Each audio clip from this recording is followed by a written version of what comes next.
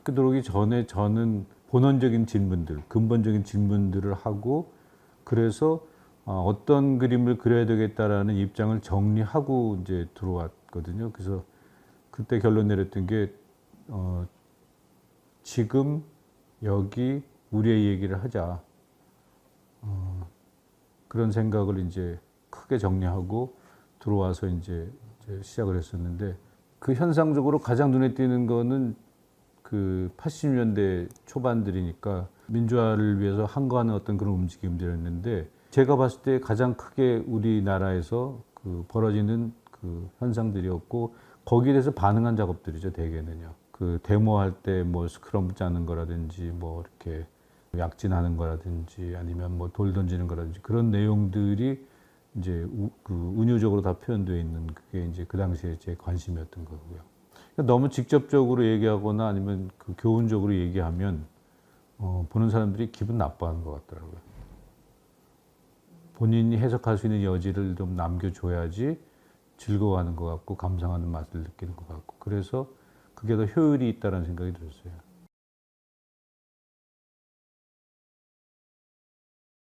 이제 공부를 이제 하기로 마음 먹었으니까 빨리 그 더 나은 공부를 하고 싶었던 생각이 있었고요. 또 하나는 유학을 가면 집중할 수 있었을 것 같았어요.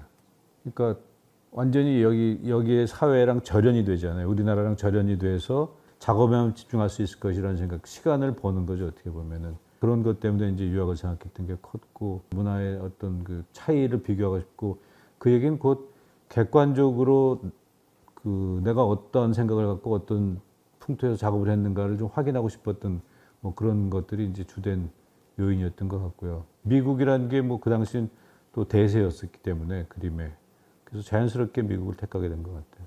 그러니까 판화 전공을 선택한 거죠. 판학과가 아니라 전공을. 우리가 깊지 않았던 그 몇몇 가지 뭐 재료에 대한 거나 테크닉이라든가 뭐 그런 것들을 이제 배울 수 있었는데 판화 때문에 철없다 이런 것보다는 학교의 그 풍토가 좀 다른 것 같았어요.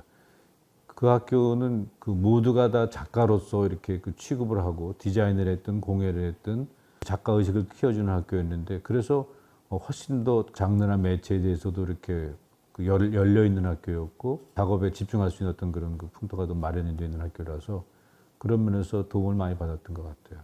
처음에는 우리나라의 여러 가지 상황들에 대한 것들을 이제 주제로 한 그런 작업들을 한 1년 반 정도 했었어요.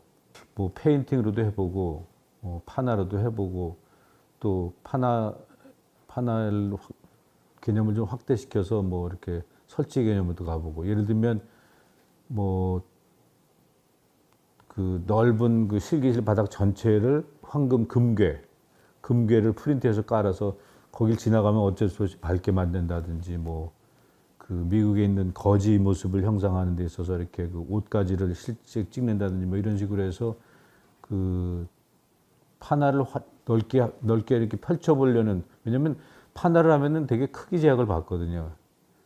프레스 크기가 크기가 정해져 있으니까 그 크기의 제약을 받는다든지 또 입체를 가진 볼륨으로 만들기 쉽지 않아서 또 평면성의 어떤 한계를 느끼게 되고 그러는데 그런 거를 극복하고 싶어서 공간에 펼쳐보기도 하고 그런 과정에서 그게 자연스럽게 설치의 형태를 띠게 된 그런 것이었어요. 다양한 형식 실험을 이제 하는 와중에 이제 뭐 설치도 이제 포함이 됐던 거죠, 말하자면. 출발은 하나로부터 그 제한을 극복하기 위한 노력으로서 설치가 이제 자연스럽게 시작이 된 거였는데 나중에 이제 그 설치를 그 하게 된 요인이 그런 것들을 이제 들으면 그 서구에 가서 그런 걸 많이 보고 따라한 거 아니냐 뭐 이런 식의 얘기들을 많이 들어요. 근데 사실은 저는 판화를 했기 때문에 아마 설치를 더 쉽게 하게 됐던 것 같아요.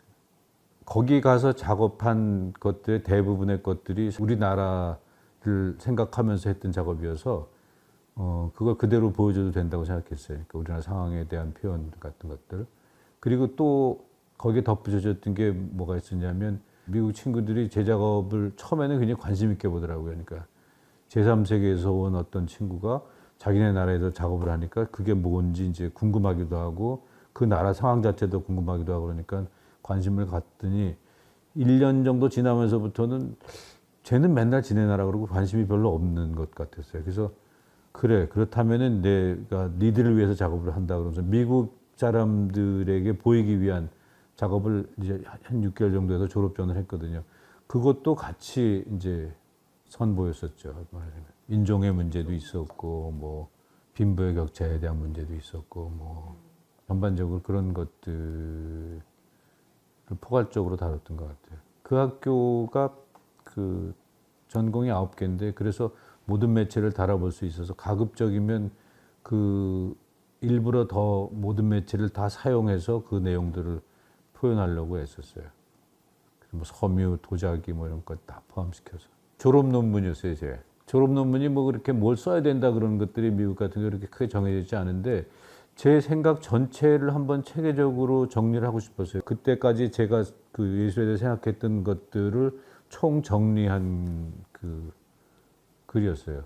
애초에는 삶밖에 없었고 예술이 있었던 건 아닌데 살다 보니까 좋은 면모들이 이제 그 눈에 띄기 시작해서 그것들을 점점 이렇게 그 키워 나갔던 것 같아요. 그래서 예술이 된 것 같아요. 처음에는 집을 짓기 위해서 뭐 이렇게 음막을 짓고 제사를 지낼 때 뭐 춤추고 뭐 노래하고 뭐 이야기하고 이런 것들이 사실은 전부 분화되지 않고 그냥 삶 그 자체에 녹아 있었던 건데 18세기쯤 돼서 점점 이제 그 체계화시키고 학문화시킨 게 이제 서구의 장래 개념인데 저는 이제 그게 일상으로부터 이탈된 예술의 모습이라고 생각하고요. 극치에 달한 게 제가 이제 공부했을 때죠. 모더니즘의 피크를 정점을 찍었을 때가 아마 70년대 뭐 이때쯤일 텐데 거기에 대한 반성적 생각이라고 생각을 해요. 다시 일상의 차원으로 끌어내려서 뭐 끌어내린다보다는 일상화시켜서 우리 모두가 그 좋은 예술을 같이 누리자라는 게 이제 그 기본 모토인데 예술을 특별한 개념으로 생각하기 때문에 그거를 무화시키는 게 굉장히 어려운 일인 것 같아요. 그리고 예술 자체가 사실은 일상과 다른 차원 때문에 그것을 독립시켰기 때문에 그걸 다시 돌린다는 것 자체가 사실은 그렇게 쉬운 일은 아니라는 생각은 들어요. 그런데 이제 제가 얘기하고 싶은 거는 그런 것들을 서로 나눠서 누구에게나 다 이렇게 그 같이 이렇게 그 공유할 수 있다면 누구나가 다 예술가가 되는 거죠. 그때는 특별히 예술이 뭐 대단한 어떤 것이 아니라 그냥 우리가 숨 쉬는 공기라든지 매일 먹는 물처럼 뭐 그런 차원으로 될 수 있겠다라는 생각이었던 거죠. 굉장히 이상론적인 생각이라고 이제 많이들 얘기를 하는데 실제로 그런 것들은 저는 점차 이루어지고 있는 것 같아요. SNS상에서 이렇게 일반인들이 이렇게 올리는 어떤 그런 그 내용들을 보면 아주 감동적인 게 많거든요.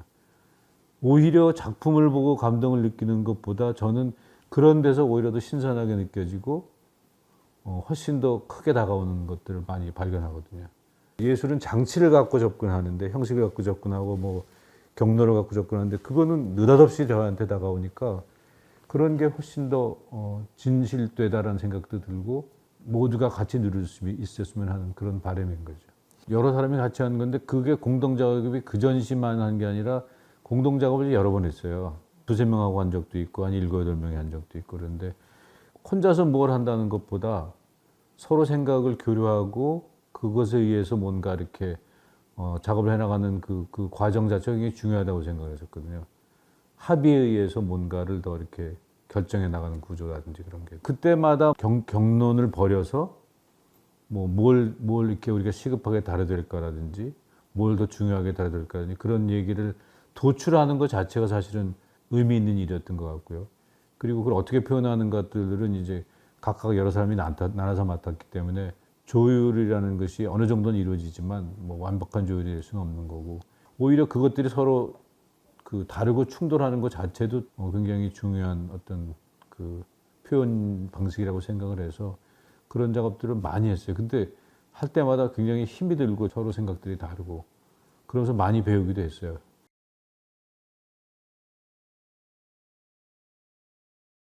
교육해서 들어왔더니 설치라는 양식이 이제 굉장히 이제 많이 이제 퍼져 있었는데 보면은 되게 어떤 그 감성적으로 접근하는 것 같았어요. 오래된 느낌이 있는 것들 막 늘어놓고 뭐 느낌을 만들거나 뭐 이런데 저는 그래서 너무 그런 것들이 그 경도되어 있는 것 같아서 생각을 유발시키는 그림 그런 쪽에 이제 강조를 해야 되겠다는 그 마음을 먹고 오브제의 그 강제로 의미를 부여하는 그런 방식이 됐겠어요. 어떤 느낌을 갖는 오브제들이 아니라 새것인 생경한 오브제에다가 의미를 부여하는 그런 방식을 택해서 이제 전체 전시를 끌어나갔던 거죠. 제가 돌아와서 봤더니 백 논리에 대한 그 얘기하고 이념적으로 너무 나눠 싸우고 그러는 것, 그게 제가 보기에는 불구라고 생각이 됐어요.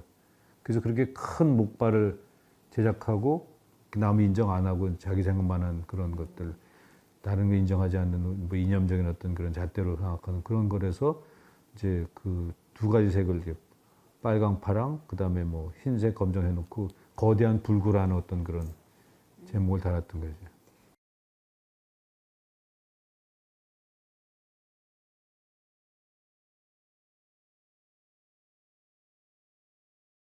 우루과이 라운드에 대한 거였는데요. 농산물 그거에 대한 그 무역 협정 뭐 비슷한 건데요. 자기네 나라에서는 그 농약을 치고 이래서 해로운 농산물 자기네 나라도 못 팔게 하는데 다른 나라에 파는 그 현상 때문에 제가 이제 그걸 작업을 했어요. 그래서 동그라미 날뛰다 하면서 이제 그 안에 보면은 곡물이라든지 그 나라에 팔 수 없는 옥수수라든지 뭐 이런 것들을 쭉 이제 나열해 놓은 그런 거였어요.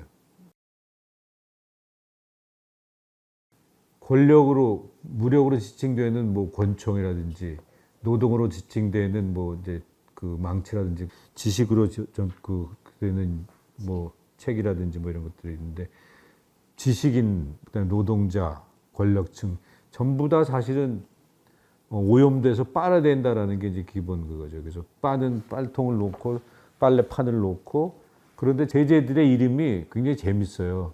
권력층의 강력한 이름으로 된 것들을 제재를 많이 놔줬고 노동자들이 제일 사실은 필요로 하는데 옷이 더러워지고 이러니까 거기는 하나밖에 안 놔주고 이름도 한 스푼인가요? 뭐 소박한 이름으로 해주고 뭐 그래서 이제 그런 아이러니 같은 그런 것들을 이제 빗대서 표현한 거죠.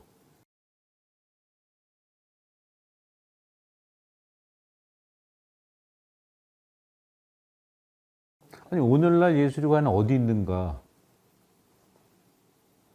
거죠. 그래서 이제 하나는 미술관 앞에 명판을 걸려 있기도 하고 학교에만 있는 건지 아니면은 뭐 내폐경에 젖어서 뭐 이제 고물상이나 쓰레기통에 있는 건 아닌지 뭐 진짜 참된 예술이 어디에 있는 건가 질문일 수도 있고 우리 현황을 생각해 보게 만드는 그런 차원에서 이제 했던 거죠. 과연 이상적인 예술이란 건 어디에 있어야만 하는 건, 어디에 있는 것이 바람직한 건가에 대한 것하고 또 하나는 근데 지금은 어디에 있는가 예술이 라는 것에 대한 그 반성적인 거 얘기 같은 것들하고 같이 질문을 제기하는 어떤 그런 거죠. 제가 결론 내린 건 아니니까. 저는 그 안료 자체를 보면 너무 예쁜 거예요. 그걸 가지고 내가 뭘 할 수 있을까 싶은 거죠. 그래서 그거 자체가 훨씬 더 그림보다도 아름답다고 생각한 솔직한 걸 그냥 표현해 놓은 거예요.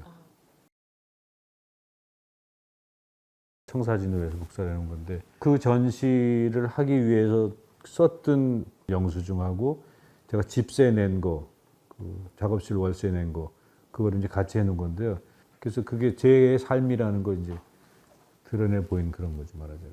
그러니까 실제로 작가의 삶이 이런 것이다라고 보여주는 거고 다르게 얘기하면은 작가 삶이 어떤가에 대한 것들을 이제 생각해 보게 하는 거죠. 과연 어디다가 더 투자해야 되는 것이 더 합리적이고 바람직한 건데 집세 내는 것 자체가 삶의 전부가 돼버린 그런 상황에서 작업에 투자하는 그 비용보다 집세에 투자하는 비용이 뭐 비교가 안 되니까요. 그게 그 현실이니까 작가들에게 있어서는 그런 게 꼭 작가만 그런 게 아니잖아요, 사실은.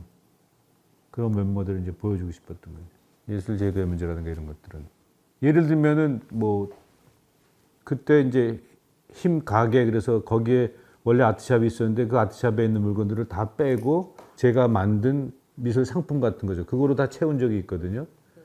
그거는 사실은 미술관에 와서 작품을 사보는 경험을 일반인들이 했으면 좋겠다는 생각 때문에 간 거거든요. 그런 식으로 항상 그 우리나라에 대한 얘기도 하지만 미술판에 대한 얘기, 미술 제도에 대한 얘기 이런 것들은 거의 매번 같이 가는 것 같아요.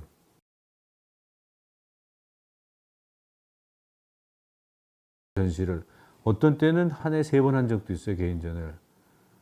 근데 저는 기회가 주어지면 마다하지 않거든요. 아무리 작은 데서 한다 하더라도 그게 특별히 문제가 되지 않으면 저는 제가 발표할 수 있는 기회라는 건 작가가 소통할 수 있는 기회를 갖게 되는 거니까 저는 마다하지 않고 가급적이면 다 이제 참여하려고 그러거든요. 일민 미술관하고 성공 미술관하고 제의를 했어요. 제 개인적으로 좀 하자. 근데 하필이면 두 군데서 다 하라는 거예요. 엄밀하게 얘기하면 하나를 놔야 되는데 놓기 싫더라고요. 그래서 둘 다를 해버린 거죠. 그러면서 일민할 때는 거기 일반인들이 많이 왔다 갔다 하는 데라서 가급적이면 그 사람들한테 좀 친절하게 해주고 싶어서 글이라는 게 아무래도 분명하니까 문자를 매개로 그림하고 그 공공을 이렇게 엮는 그런 작업을 이제 했던 거고요. 그래서 그러기 위해서 어쨌든 머리가 쥐가 나도록 쥐어짰어요. 제 스스로도 평생 동안 그렇게 쥐어짜본 적이 있을까 싶을 정도로 쥐어짜서 전시를 하고 났는데 성공미술관을 또 해야 되는데 그렇게 못하겠더라고요. 그래서 이번에는 좀 정서적인 작업을 하자, 감상할 수 있는 작업을 하자. 그러고 그 차이는 뭐냐면 아주 미묘함 자체를 좀 드러내보자. 그런 생각 때문에 제목이 차이가 됐었고 아주 이성적으로 머리 쓰는 게 아니고 감성적인 작업에 넘어가자는 것 때문에 이제 그런 작업을 했던 거죠. 저는 이제 그 평소에 쭉 작업을 많이 해놨다가 모아서 그걸 보여주는 게 아니라 전시 장소가 결정이 되면 그때부터 거기에 가장 효율적인 작업이 뭘까를 생각을 해요. 예를 들면 뭐 일민 같은 경우는 오다 가다 보는 사람들이 많으니까 아주 일반 관객들을 타겟으로 하는 전시가 어울리겠다. 그러면 그것에 맞는 게 뭘까 뭐 이런 식으로 이제 생각을 하는 거죠. 그래서 장소가 정해지면 거기에 최적화된 그 작업들을 이제 그 구상하게 되는 거죠. 주제는 아마 그걸 하는 시점에서 가장 저한테 크게 다가온 내용들일 테고 그걸 어떻게 보일까에 대한 것들을 그 장소마다 규모가 달라지고 뭐 장소성에 대한 철저한 고려 같은 것들이 아마 작업들을 설정하게 된 어떤 요인 같다는 생각이 들고 확실한 짬뽕이 되자라는 그 생각을 제가 이제 했었단 말이에요. 그러니까 예를 들면 자꾸 이렇게 한 가지 매체 주제를 갖고 이렇게 그 작업하라는 거를 이제 그 마치 강요받던 그런 것 비슷한 시절을 겪고 난 이후에 다양한 매체를 이렇게 해보자라는 건데 그것들이 계속 진행이 되는 거죠. 한 전시장 안에 다양한 매체를 써서 한 주제에 수렴하는 그런 내용들로 이렇게 채워지는 그때 생각했던 것들을 구현하는 그런 거였을 것 같아요. 주제로서는 이제 하나를 하는데 표현하는 방식들이 다양한 매체와 다양한 방식들이 이제 같이 이제 섞여 있는 거죠. 그래서 한 사람 전시 치고는 너무 이렇게 다양하니까 좋게 얘기하면은 이제 실험적이다라는 얘기를 듣고 나쁘게 얘기하면은 산만하다라는 얘기를 듣고 그러죠. 예술은 일상이다죠. 지금이나 그때나 다. 그런데 그것의 베리에이션이 이제 계속 다른 거죠. 그거를 직접 얘기해가지고는 뭐 무슨 얘기인지 모를 테니까 우리나라 상황을 다루는데 미술어법이 아닌 것 같은 거로 뭐 드러내 보인다. 그래서 이제 미술 문제를 제기하고 이런 건 별거 아니다라는 얘기 같은 걸 하고 심지어는 제가 그 주기적으로 잘 쓰는데 우리 애들 그림을 제가 이렇게 자주 가져와요. 맨 처음에 했을 때는 88년인데 애가 이렇게 그 낙서를 막 한 거를 가져와서 걸어놔 주기도 하고 일상적으로 걔들이 그린 것들 중에서 좋은 걸 선택을 해서 좋음 자체를 드러내는 어떤 그 어린애들이 갖고 있는 그런 것들을 드러내는 제가 보기에는 우리가 일상에서 발견할 수 있는 좋은 작업들인 것이기 때문에 이제 보여주는 거거든요. 사람들로 하여금 저걸 왜 여기 걸었지라는 생각할 거리 던져주는 거죠. 그래서 어떤 때는 미술의 문제를 제기하는 방식으로 보여주기도 하고 아니면 전혀 새로운 방식으로 제시를 해서 아, 이건 나도 할 수 있네 뭐라든가 나도 이런 방식으로 하면 뭐 충분히 의사소통이 될 수 있겠나라든가 뭐 이런 그 가능성에 대한 제시라든지 어쨌든 의문을 제시하든지 그래서 자꾸 생각하게끔 만드는 그런 작업들이었던 것 같아요 그때도.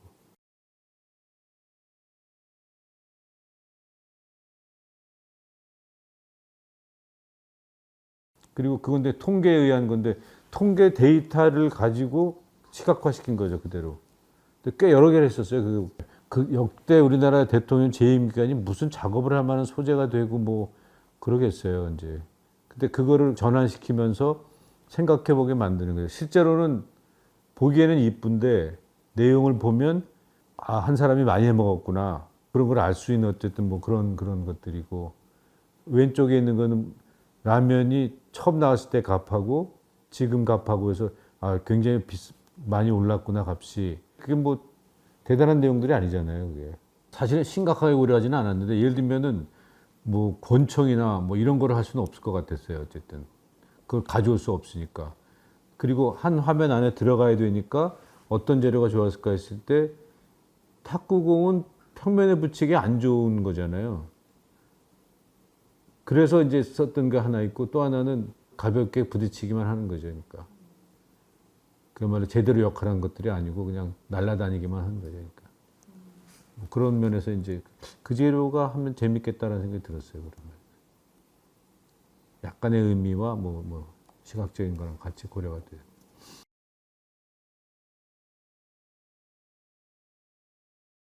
아주 세속적인 의미에서 그 비아그라라는 것이 도움을 주는 약이긴 하잖아요, 인간에게. 근데 그거를 이제 쓰는 사람에게만 도움이 되겠죠. 그래서 그거 자체가 재미있는 저는 약품이고 재미있는 오브제라고 생각을 해요, 개인적으로 그냥. 그게 결국은 이제 확대시키기 위한 거잖아요. 그 하나로 크게 확대되는 경우가 있고 여러 개 막 나눠주는 거 있고 전부 강조하기 위해서 반복 나열을 하든 크게 확대를 하든 뭐 아니면은 다 비워놓고 하나만 나서 집중하게 하든 뭐 그런 것들이 강조법 중에 하나잖아요. 그게 하필이면 비아그라로 한다는 것이 굉장히 재미있을 것 같아가지고 이제 그걸 택한 거죠. 여기에서는 비미술적인 방식들, 미술에서 흔히 택하지 않는 방식들을 가지고 작품을 만들어 보자라는 어떤 그런 것들이 전시의 컨셉이었는데 그런 면에서 비아그라 같은 경우는 미술적인 소재는 아니잖아요, 그 자체가. 근데 뭐 그런 거를 이제 뭐 재밌게 풀어본 그런 경우죠, 어떻게 보면.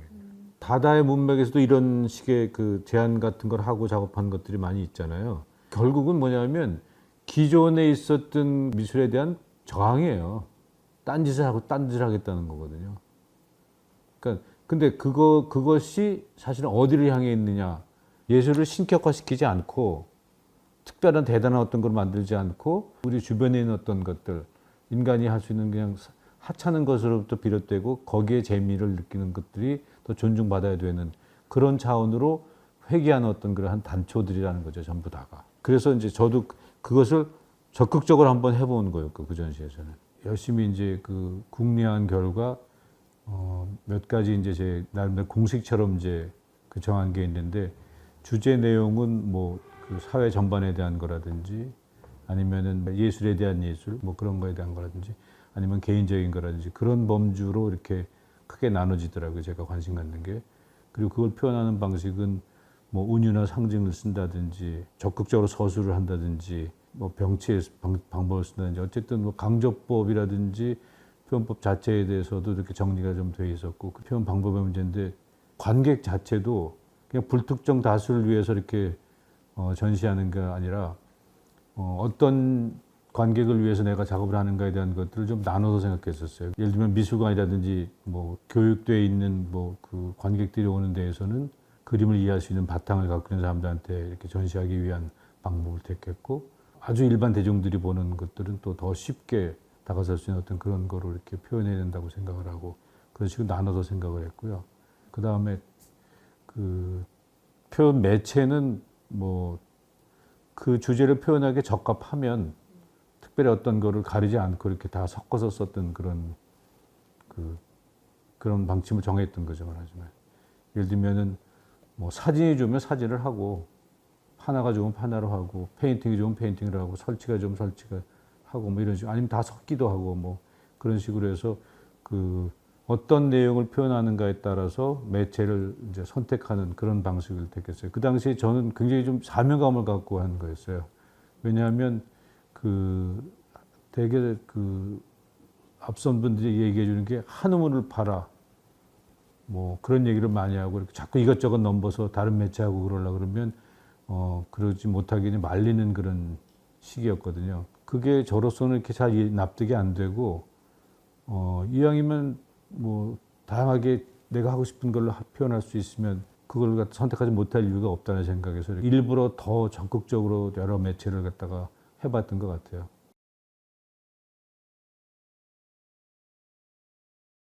보통 작가들이 컴포지션을 하면 어떻게 배치를 할까, 어떤 색을 쓸까, 어떤 면적을 할까, 막 이렇게 해서 이제 자기의 개성들을 만들어 나가잖아요. 근데 지금 이거는 조건서지만 무작위적으로 그냥 배치가 되는 거잖아요. 응답 그렇게 해서 계속 바꿨죠. 응답순으로 먼저 한 사람 걸 한다든지 아니면 뭐 남녀를 나눠서 한다든지 뭐 조건은 이게 조금씩 달라지면 결국은 다 무작위적 거의 무작위적으로 이렇게 쭉 배열을 한 건데 그거 자체를 보고 어떻게 생각하는가에 대한 거를 판단하기 기대했던 거죠. 작가들이 한 게 훨씬 더 아름냐 하면 꼭 그렇지는 않은 것 같아요. 강북에서 했을 때와 강남에서 했을 때 혹시 차이가 있나? 여성이 좋아하는 것과 남성이 좋아하는 게 차이가 있나? 희망에 대한 생각들이. 저는 이제 푸른색이 많이 나올 줄 알았더니 일본은 뭐 때문에 그런지 그 연속극 때문에 그런지 뭔지 그 노란색 같은 쪽이 많았고 스페인에서 푸른색은 사실 그렇게 희망적인 색은 아니라고 그러더라고요. 결과적으로 그렇게 많이 나왔는데 그런 현상들을 이해하는 게 개인적으로 재밌었어요. 마치 센서 조사하는 것처럼 그 방법을 그대로 택해서 작업을 만들어 보는 거죠. 그러니까 말하자면. 실험했다기보다도 그럴 것이다 라고 하고 보여주는 거죠. 입증해 보이는 거죠. 말하자면. 다르게 얘기하면 누구나 할 수 있다라는 차원에서의 그걸 한번 다시 보여주는 거죠. 일반인들이 갖고 있는 미의식이 절대로 작가들보다 못하지 않다고 생각을 하거든요. 그림에 대해서 전혀 문외한이라도 넥타이는 되게 남자들은 자기가 골라요, 거의. 예를 들면 가수가 아니어도 노래방 가서 좋아하는 건 다 자기가 해요. 자기가 골라요. 그리고 잘해요, 생각보다. 자기가 미의식이 있는 거예요. 자기 기호도 있고 다 있는 거예요. 노래방이라든지 백화점 가서 고르는 거에 대한 것들은 그렇게 크게 문제시 안 되는데 그 미술관에 들어와서 그림 앞에 쓰면 갑자기 이제 모르는 게 되는 거죠. 주눅이 들어버리는 거죠. 그게 미술이 잘못한 일이라고 생각해요, 저는. 미술은 어려운 거야. 너무 빤하고 알 수 있으면 그건 좋은 미술이 아니야. 뭐라든가 뭐 어쨌든 우리들이 잘못된 고정관념을 심어준 거죠. 특히 모더니즘 시대. 정보의 배타적 독점성, 지들끼리만 알아먹는 얘기들을 하고. 그래서 거기에 대한 반대급부로 제가 이제 이런 작업을 하게 된 거죠, 말하자면. 그리고 그게 저는 옳다고 생각하고 지금까지 해오고 있는 거고. 이건 미술적 방법이 아닌데 얼마든지 아름다운 결과가 나올 수 있다라는 거를 이제 드러내 보이는 전시가 많이 보여준 거죠. 전제가 이제 두 사람한테 이렇게 끝말잇기를 하라 그래서 그거에 해당하는 이미지들을 이제 배치한 거고 또 하나는 이제 연상이 되는 거를 제가 쭉 따라가 준 그런 것들이고 그 낱말에 해당하는 거를 옮기기만 한 거니까 뭐 크게 그건 없는데 고르는 건 뭐 제 취향이죠. 뭐 똑같은 게 많으면 가급적이면 좀 더 깔끔하다든지 뭐 그런 걸 고르는 정도고요. 예를 들면은 카툰의 한 장면이 200호, 300호 이렇게 커져 있으면요. 그거는 작품 같아요, 진짜로. 9m 정도로 그런 게 쭉 있을 경우에는 증거 의미 같은 게 느껴지거든요. 아무것도 아닌 그냥 카피일 수 있는데 전혀 다르게 그 차원이 달라져 버리는 거죠. 미술의 어법 자체에 대해서 누구나가 훌륭한 작업을 할 수 있다라는 어떤 그런 쉽게 편하게 재미있게 할 수 있다라는 어떤 그런 것에 대한 단초들을 보여주는 거였죠. 아직도 우리나라는 이제 그 그림을 뭐 정서의 순화라든지 위안 위로라든지 뭐 아니면 비전의 제시라든지 그런 쪽의 걸 기대하는 사람들이 참 많은 것 같아요. 근데 제가 보기에는 현대미술은 적극적인 문제 제기라고 생각하거든요. 내용적인 측면에서도 문제 제기고 그 형식적인 측면에서도 문제 제기고 예를 들면 모더니즘이 있으면 그림을 잘 이해하고 있는 어떤 그 전문가들 사이에서는 그게 격조가 이해가 되지만 일반인들은 정말 아무것도 모르잖아요. 거기에 대해서. 그런 게 이제 시대를 풍미하고 나면 그 다음에는 그거의 반작용으로 시끄럽고 소란하고 막 재밌는 걸 하고 싶어 하는 거죠. 저는 그게 이제 포스트 모더니즘이라고 봐요. 포스트 모더니즘에서 너무 시끄러지고 그냥 이것저것 막 다 섞이고 그러니까 또 재미가 없잖아요. 이제는 거기서 좀 정리하자 그렇게 계속 주기적으로 이렇게 반복되면서 이렇게 바뀌어 나간다고 생각하는데 그런 일환인 거죠, 말하자면. 그림에 문제 제기하는 여러 가지 방식 중에 뒷장 같은 경우가 이제 변기를 갖다 놓고 별별 걸 다 생각하게 만들잖아요. 변기를 보고 느끼는 건 아니잖아요. 생각할 거리를 잔뜩 제공해 주는데 그런 면에서 우리나라에서 사실은 그 생각하는 예술, 생각하는 그림, 뭔가에 대해서도 고민하게 만들고 문제를 제기하는 그런 거에 그 일환으로서 제가 제기하는 문제 방식이 이제 그런 거죠. 그래서 언어를 쓴다든지 생각할 거리를 제공한다든지 그러는 일환으로 이제 그 체연집이라든지 뭐 그 아티스트북 같은 거를 이제 언어와 텍스트를 이제 활용해서 뭐 내용들을 전하고 싶어하는 그런 작업을 한 거죠. 어떻게 이것들을 전달해야 될까? 그랬을 때 뭐 예를 들면 아주 고도로 훈련된 사람들을 위해서 작업을 하면 놓치는 일반 대중들은 놓치게 되는 거고, 일반 대중들을 위해서 이렇게 친절하게 다가서면 또 위는 놓치는 거고. 그래서 그 갈등의 틈바구니가 굉장히 컸고, 누구나 다 그런 고민을 했었을 것 같아요. 그래서 제가 택한 거는 그래서 다 만족시키는 하나의 양식에 대한 게 아니라 그냥 다 해보자라는 거였죠. 소통을 적극적으로 하자. 그러기 위해서는 내가 친절할 수 있는 만큼 친절해지는 것이 중요하다라는 생각을 했던 거죠. 너무 친절하게 해주면 재미없어 하더라고요, 사람들은요. 그러니까 약간의 수수께끼 같은 걸 던져야지 반응들을 하고, 나는 이런 의미 때문에 이걸 했다라는 단서를. 그걸 제목으로 주든지 작품 안에 뭐 텍스트를 넣어서 하든지 어쨌든 어떤 방식으로든지 간에 그 실마리를 주고 나서 이제 그 하는 편이죠.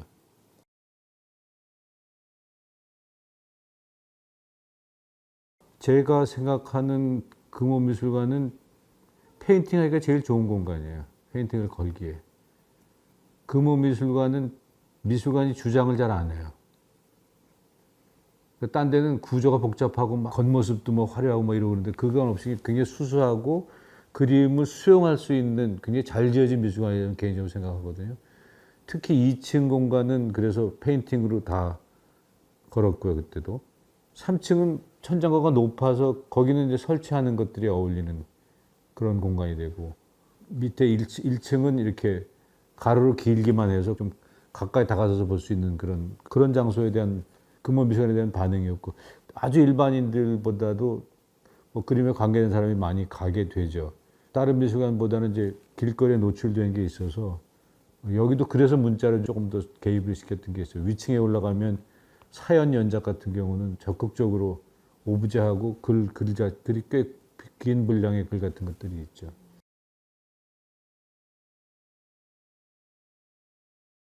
이게 개밥 그릇인데 개밥 그릇에 대한 사연을 설명해 주는 거죠. 실제 제가 키웠던 제 실제 상황들에 대한 것들인데, 그러니까 내 얘기를 하는 거죠. 그러니까 예를 들면은 집에 키우던 개가 이제 뛰쳐나가는데 이게 하도 똥 깨어가지고 집을 찾아오질 못해요. 온 식구가 찾아나가는 거 몇 번씩.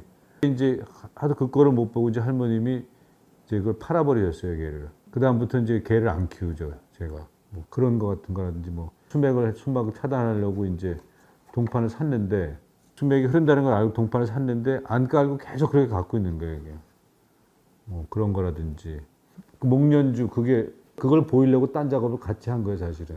제가 알고 있는 그 일본 작가가 있는데 굉장히 팝 아트적이고 사람이 괜찮은데, 죽었어요. 아마 수술도 하고 투병하고도 죽었는데, 그 친구 생각을 하면서 목련에서 떨어진 그 열매 비슷한 게 있는데 그거는 술다가 먹질 않거든요. 목련 나무에 핀 연꽃이라는 그런 의미가 있잖아요. 그 친구를 위해서 이제 목련에서 나온 열매, 쓸모없는 그런 거를 술로 담근 거죠. 그러니까 이건 먹으려는 술도 아니에요. 먹지도 못하는 술이니까. 그러니까 그 친구의 삶이 그런 것 같다라는 거죠. 그러니까 그렇게 무모하고 이렇게 저돌적이고 그 친구 기리는 술을 제가 그때 담근 거예요. 복사물들이 있는데 그게 다 우리나라 정치사의 한 단면들이에요. 흑백으로 복사돼서 밑에 깔려 있고 그 위에 이제 겹쳐가지고 이렇게 꼬여 있는 것들을 이렇게 넣는 거죠. 그렇게 하나씩 해가지고 설명해 준 거죠.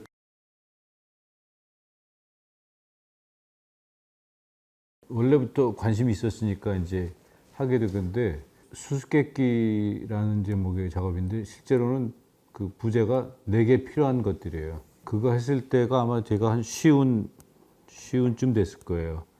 쉬운 되고 나니까 예전하고 달리 생각들이 좀 바뀌는 것들이 좀 있더라고요. 약간 공허하기도 하고. 그래서 그것 때문에 정말 내가 필요한 게 뭔가 이렇게 생각하면서 그것들 하나하나 적는다는 것도 웃기고, 그래서 그걸 하면서 이제 약간 들리도 하고 그러면서 이제 쭉 나열해 봤던 거죠. 그러니까 제 필요성에 의해서 시작했던 게 더 강해요.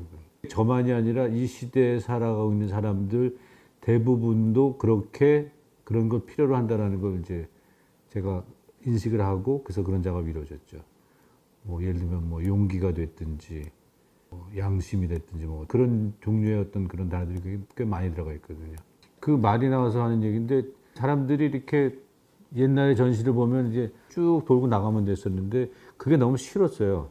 제가 그렇게 보는 것도 싫고 남이 그렇게 보는 것이 싫고 그래서 가급적이면 좀 볼거리도 많이 주고 친절하게 보여주고 애써 와줬는데 재미도 있었으면 좋겠다는 생각이 들어서 그래서 그런 요소들도 배려를 하는 거죠. 그러니까 이게 50대 때 한 거였는데 전시를 안 하고 있다가 이때 걸어서 위아래가 대비되면서 하나는 기능이 대비는 되는데 똑같은 물대포하고 물을 끓이는 것, 뭐 그다음에 뭐 소화기 불을 끄는 것과 불처럼 일어나는 뭐 촛불 시비 뭐 이런 것들이 이렇게 대비가 되면서 계속 현황들에 대한 얘기를 하는 거죠.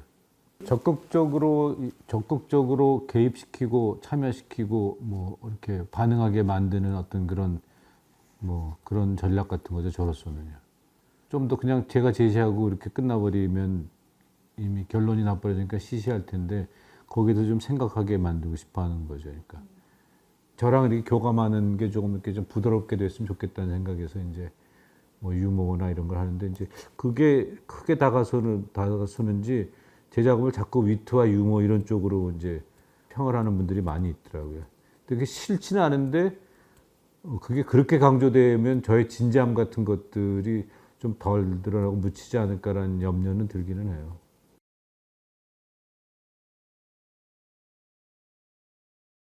그게 하늘을 울리는 북소리거든요. 천고가. 아니 천고에 해당하는 글이 좀 있고 그분이 독립운동하면서 이제 천고를 발행할 때 어떤 입장 같은 것이요. 그러니까 하늘을 울리는 그 얼마나 이름이 커요. 하늘 울리는 북소리라는 것 자체가. 그런 입장에서 저도 이제 그거를 이제 작업을 이제 이렇게 했다라는 어떤 입장 그런 걸 보여준 건데 제가 사실은 뭐 정치적인 것에 대해서 이렇게 작업을 한 경우가 꽤 있었는데 그 전시를 준비하면서 그때가 이명박 시절인데요. 정치적인 것들에 대한 거를 자꾸 작업을 하려는 게 심해서 굉장히 힘들었어요, 제가 그때. 왜 힘들었냐면 내가 나를 베끼고 있다라는 생각이 들더라고요. 옛날에 다 했던 건데 관심들이 다 있던 것들이고 다 옛날에 표현했던 것들인데 자꾸 그런 게 자꾸 떠오르는 거예요. 그래서 못 참고 결국은 다 했는데 지금 생각하면은 그때 상황이 너무 나빠서 정치적으로 반응한 것 같다는 생각이 들어요. 지금 현재 생각하면. 그땐 내가 왜 자꾸 왜 이런 걸 또 하고 있지 뭐 이런 식의 생각이 들면서 굉장히 언짢았었어요, 사실은 그거 할 때. 공약을 남발하잖아요. 둥둥 떠 있고 공약이에요, 공약. 이거는 이제 피노키오 거짓말하면 코가 자라니까 계속 자라는 거 이거 만들었던 거고 겉과 속이 다른 버선 원래는 이제 다 흰색인데 그건 일부러 그렇게 만든 것도 있고 오리발 내밀고 그런 것 때문에 오리발 직접 갖다 놓고 제목이 오직 보이는 것들인가 뭐 그렇잖아요. 모 눈에 뭐만 보인다고 그 원래 국회의원 숫자만큼 하려고 그랬는데 그만큼까지 할 이유가 없어서 이렇게 거의 채우긴 했는데 근데 재미있는 게 우리나라 개들로 하려고 그랬었는데요. 우리나라 개들 했더니 품위가 있고 귀엽고 뭐 이래서 그런 느낌이 잘 안 나와요. 야비하고 거지 같은 인간상이 잘 표현이 안 돼서 서양계로 했더니 잘 되더라고요. 그게. 규정세대 잘못했으니까 이제 맞아야 되는 거죠. 원래는 이게 정치가들을 위한 도구로서 제가 연작을 했던 거예요. 처음에 작업 자체를. 원래는 일본에서 전시를 했을 뭐 직접적으로 일본 사람들 때리겠다 이런 건 아니었는데 그때는 정치가들을 위한 왜냐면 일본 사람들 정치가들이 더 못하니까 그래서 했던 건데 우리들이 잘못한 것 때문에 맞아야 된다는 입장에서 이제 그것들을 연작을 했던 거죠 거기. 기본적으로 이제 제가 자주 하는 말인데 제가 그림을 배우고 이런 그 배경은 사실은 모더니즘이거든요. 그래서 그런 것에 대한 선호도가 있어요. 그런 게 편하고 좋아요, 사실은 저도. 근데 그거를 미술의 양식으로서 내가 택하는 거는 저는 싫은 거죠. 왜냐하면 그게 뭐 그런 격조라든지 그런 것들을 이해할 수 있는 차원의 또 다른 문맥이라든가 뭐 그런 것들을 갖고 있지 못한 상황에서 제가 보기엔 소통의 단절이라고 생각하거든요. 아주 독선이고. 대신에 그런 것에 대한 어렸을 때부터 그런 걸 보고 또 해본 적도 있고 그러니까 거기에 대한 향수라든가 이런 건 있는 거죠, 저한테도. 미적으로 아름다워야 되고 뭐 그런 거를 이제 견지하는 거죠.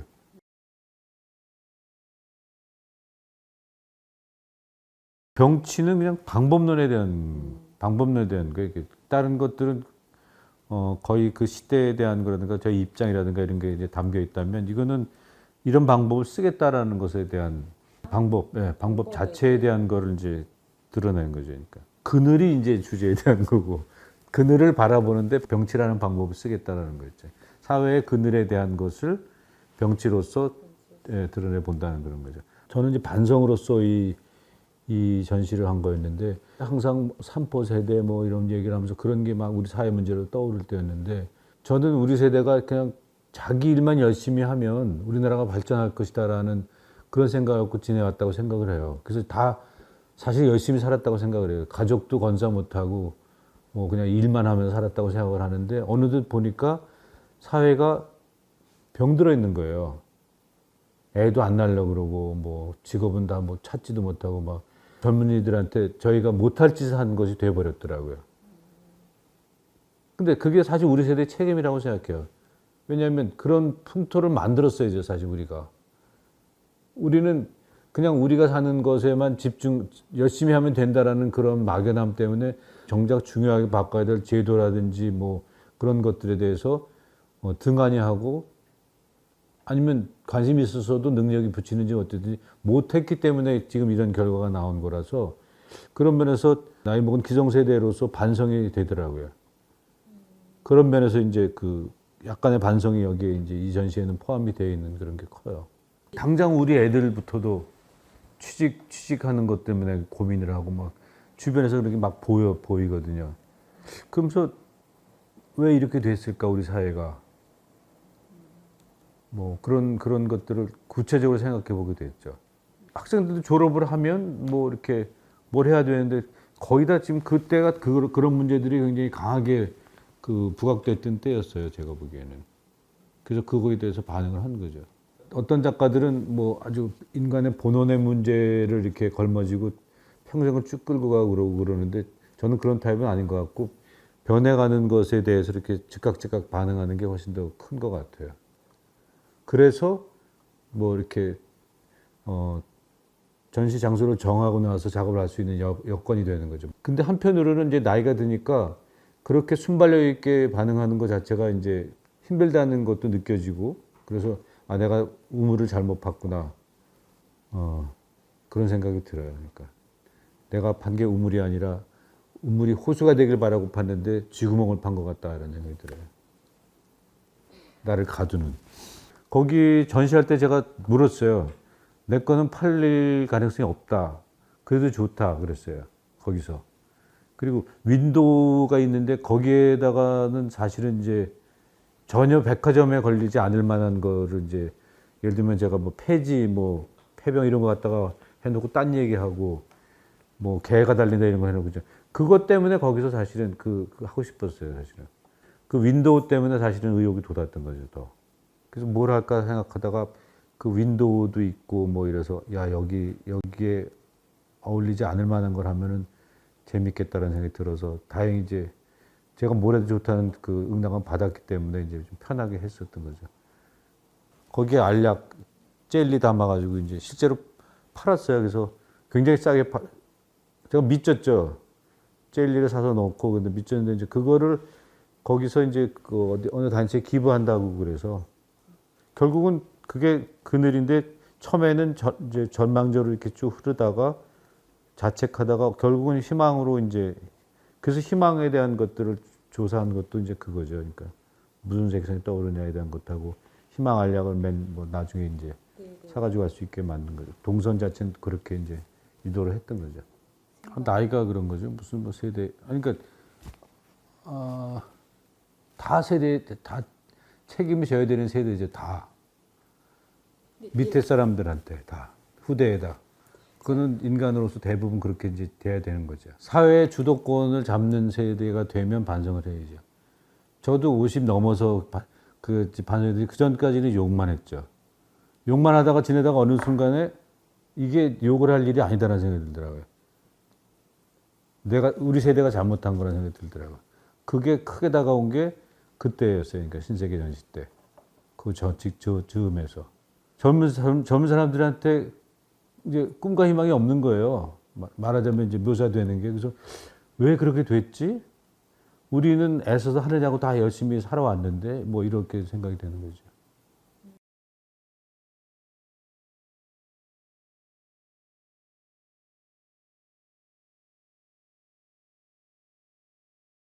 일상 그러면 자꾸 오해를 해요. 에브리데이 라이프로 이렇게 그냥. 그래서 그게 특별함이 없는 것이다라는 오디너리를 얘기하기 위해서 일상하고 의 해놓고 이제 붙이면 조금 더 이제 그냥 일상이 아닌 뭔가를 자꾸 이 사람 얘기하려고 하는구나라는 그 느낌을 주기 위해서 이제 그걸 붙인 거죠. 조형적으로 보지는 않을 텐데 이것도 뭐 비슷한 문맥이죠. 전에 그 조건부무작위 때처럼 그거를 그냥 딱 따오면 그거 자체가 현대 회화처럼 돼버리잖아요. 그런 것들을 그러니까 그런 거를 이제 무수히 모은 거죠.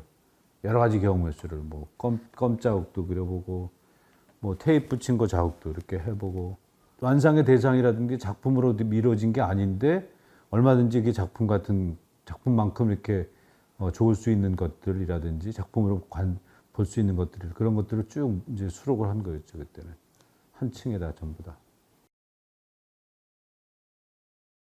의미를 이제 오히려 그 의미를 강제로 부여하는 쪽에 가까운 거죠. 그러니까 그게 왜 그런 게 나오냐 하면 사실은 헤어로 그거를 보이고 싶었던 거예요. 그거를 내세우려면 그것만 딱 내세우면 아무 힘이 없으니까 그 문맥에 맞는 것들을 이렇게 쭉 이렇게 하는 거죠. 그 벽면에는 이제 그 반짝이는 막에서 이제 그 연병 안에 그게 이제 그 최순실을 향해서 그 어떤 일하는 아주머니가 이제 던진 말이어서 그거를 이제 여러 쪽 놓고 뭐 그런 그때는 이제 그런 게 반영이 됐던 거죠. 헌법재판관 그분이 이제 머리 달고 나왔다 그래서 그거를 보면은 이제 제목을 보면 이제 그렇게 드러나는데 그것 때문에 그 나머지 그 전체가 성격이 저어졌던 거죠. 그게 그렇게 하고 싶었어요. 그걸 꼭 보이고 싶었는데 그게 의미 있게 다가서려면 그런 문맥에 필요한 것들이 더 있어야 될 것 같아서 다른 것들이 이제 같이 이제 채워진 거죠. 그 당시에 거기 온 사람한테 보여주려고 만든 작업이지 후대에 남기려고 한 작업이 아니잖아요, 이게. 저는 모든 작업이 사실은 그 당시에 독자들 향해 있다고 생각을 해요.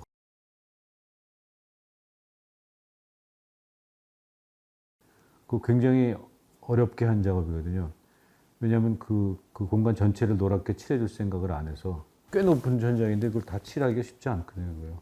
박박 우겨가지고 그거 하는데 쉽지 않았죠, 제가. 실제로는 이게 이제 이렇게만 보면 그 그냥 완성하는 것처럼 되는데 말방울 소리가 들려요, 그게 가면.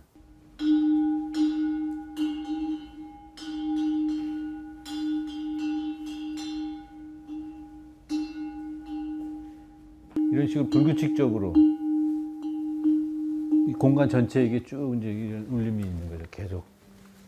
바람에 뭐 하는 것처럼. 저거를 불규칙적으로 소리 나게 하는데 얼마나 힘드는지 아세요, 이거? 공학자를 대동해가지고 협박해가지고 불규칙을 내는 게 쉽지가 않아가지고 제 친구가 고생을 많이 했죠. 근데 그게 노란 방이 굉장히 넓은 방에 다 허하고 비어 있는데 그 소리만 이렇게 들리고 앞에 이제 그게 걸리니까 그 실제로는 소리가 굉장히 중요한 건데 그 분위기 자체가 이제 이거 보면 이제 표면에 딱 요것만 보이니까 그것도 굉장히 큰 거예요 사실은 새로 만들었는데 거기에서 피크는 사실은 맨 마지막에 그 지하에 있는 그 그냥 SNS 소장에 올라온 그 재미있는 감동스러운 장면들이에요.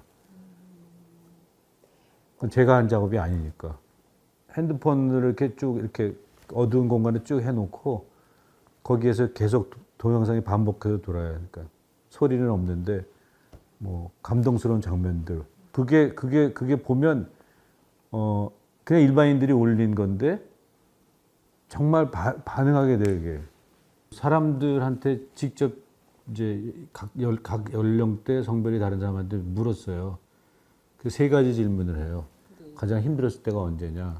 가장 감동스러웠을 때가 언제냐? 그래서 그건 이제 소리로 나와요. 그 사람들 목소리가. 너무 시달렸어요, 그거. 그 작업을 하고 질문을 짜내고 그 어떤 게 가장 그런 걸 듣는 게 좋을 건가 뭐 이런 거 이렇게 하면서 가장 힘들었을 때는 이제 인터뷰하는 게 제일 힘들었고 가장 감동적인 건 끝나는 게 감동적인 것 같고 엄마가 안아줄 때요. 생일. 잘 때. 큰 거. 집이 좋아하죠. 롯데월드에 뮤지컬 있잖아요. 그 뮤지컬 볼 때가 제일 좋았어요. 엄마 아빠가 싸울 때. 공부할 때. 옛날이었죠. 정우가 말 안 들 때. 없어요. 엄마한테 혼났을 때. 치과에서 이빨 뽑으러 갔는데 그때 제가 아낀 토끼 인형 잃어버렸어요. 언니들이 깜빡하고 나랑 같이 안 놀아줬을 때. 좋아. 좋다고. 이제 됐죠? 뭘 배우려고. 공부하려고요. 재밌어요. 몰라. 엄마가 주문해서. 돈 벌려고. 저는 제 자신을 찾기 위한 일이기도 한데 꿈이 있으니까. 너무 궁금해서 못 참겠어요. 너무 호기심 때문에 미쳐버릴 것 같아요, 진짜. 관성 때문에 하는 것 같아요. 지금은 뭐 특별한 건 없어요. 그러니까 뭐 크게 달라질 것 같지는 않은데 일단 저를 한번 전체를 한번 정리하는 뭐 이렇게 그 문건 하나 만들어 보고 싶은 게 있고요. 그래야지 정말 다시 한번 뭐 어떤 쪽으로 가는 게 좋을까에 대해서 방향을 좀 더 명확히 잡을 수 있을 것 같아가지고 아까도 얘기했죠. SNS상에서 한다든지 그런 거에 적합한 더 파급 효과가 있는 뭐 그런 것에 대한 것도 한번 그 작업에 포함시켜 볼까 뭐 그런 생각도 있어요. 그러니까.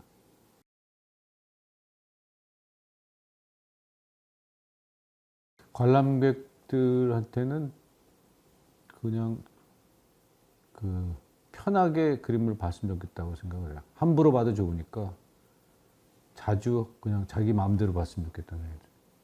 주눅 들지 말고. 예술이라는 게 사람을 위해 있는 거지 예술을 위해 있는 게 아니잖아요. 그리고 자기한테 필요 없으면 아무것도 중요하지 않다고 생각하거든요. 자기를 감동시키지 못하면 아무 역할도 못하는 거고. 그렇기 때문에 자기가 주인이기 때문에 자기가 주인으로서 모든 걸 보고 이해 안 되면 나쁜 거죠, 뭐 자기한테. 그래서 편하게 그냥 자기가 주인으로서 봤으면 좋겠다는 생각이 들고 작가에게 하고 싶은 얘기는 자신감을 갖고 했으면 좋겠다는 생각이 들어요. 결국은 예술이라는 게 필요한 거는 모든 사람들이 다 주체적으로 자기가 주인으로서 살아가기 위해서 필요한 거고 거기에 도움되는 것이 이제 그 작품 활동이고 그럴 것 텐데 똑같아요. 사실은 그 관객이나 작가에게나 다 자기가 재미있는 거 하는 거죠. 뭐. 주인은 자기인데 괜히 뭐 이렇게 눈치 보고 미술사가 어떻게 흘러가고 뭐 시류가 어떻게 흘러가고 그런 거에 그 개념치 말고 자기가 하고 싶은 거 하는 게 제일 중요한 일인 것 같아요. 그렇게 되면 언젠가는 그 관객들과 자연스럽게 만날 길이 생겨나는데 관객을 만나기 위해서 자기가 그 노력은 해야 되겠지만 그것 때문에 자기 생각을 바꿀 수는 없잖아요. 그래서 자기가 여전히 주인은 또 자기인 것 같다는 생각이 들어요. 예술의 목적도 그렇고 인간이 하는 모든 행위의 목표는 이 세상에서 자기가 주체적으로 살아가는 게 목표라고 생각을 해요. 자기가 주인으로서 살아가게 만드는 게 목표라고 생각을 해요. 그 중에서 시각예술은 특히 더 발빠르게 그런 개인의 언어로서 공감을 얻을 수 있는 굉장히 좋은 소통 구조라고 생각을 해요.